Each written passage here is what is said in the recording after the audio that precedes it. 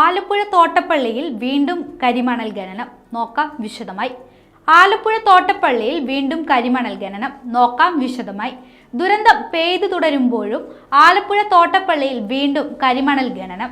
വെള്ളപ്പൊക്ക ഭീഷണി നേരിടാൻ തോട്ടപ്പള്ളി സ്പിൽവേയിൽ പൊഴിമുറിക്കുന്നതിന്റെ പേരിലാണ് ഖനനത്തിന് വഴിയൊരുക്കുന്നത്. പുഴയിലെ മണൽ നീക്കാനുള്ള പത്രത്തിൽ കേരള മിനറൽസ് ആൻഡ് മെറ്റൽസും ഇന്ത്യൻ റയർ എർത്ത്സും തമ്മിൽ ഒപ്പിട്ടു. തോട്ടപ്പള്ളിയിലെ ജലനിരപ്പ് ഉയരുമ്പോൾ ജലവകുപ്പ് ടെൻഡർ ക്ഷണിച്ച് പൊഴിമുറിച്ച് വെള്ളം കടലിലേക്ക് ഒഴുക്കിക്കളയുന്ന രീതിയാണ് 1954 മുതൽ തുടർന്നിരുന്നത്. എന്നാൽ 4 വർഷമായി പൊതുമേഖലാ സ്ഥാപനമായ KMML ആണ് തോട്ടപ്പള്ളിയിലെ മണൽ നീക്കിയിരുന്നത്. ഇത്തവണയും കരാർ ലഭിച്ചത് KMML-നാണ്. ഇവരെടുക്കുന്ന ധാതുമണലിന്റെ പകുതി IREക്ക് കൊടുക്കാൻ കരാറുണ്ടായിരുന്നു.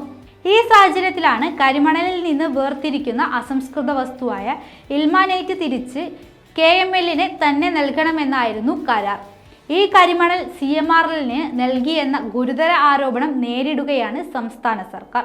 പുതിയ കരാറിനെതിരെ കരിമണൽ വിരുദ്ധ സമര സമിതി രംഗത്തെത്തിയെങ്കിലും ഖനനം തുടരുകയാണ്. കാലവർഷം ശക്തിയായി തുടരുമ്പോഴും ഇന്നും തോട്ടപ്പള്ളി സ്പിൽവേയിൽ ഖനനം പുരോഗമിക്കുകയാണ്. ഖനനം നിർത്തിവെക്കണമെന്നാവശ്യപ്പെട്ട് ആളുകൾ എത്തിയെങ്കിലും ഖനനം പുരോഗമിക്കുകയാണ് ഇപ്പോഴും.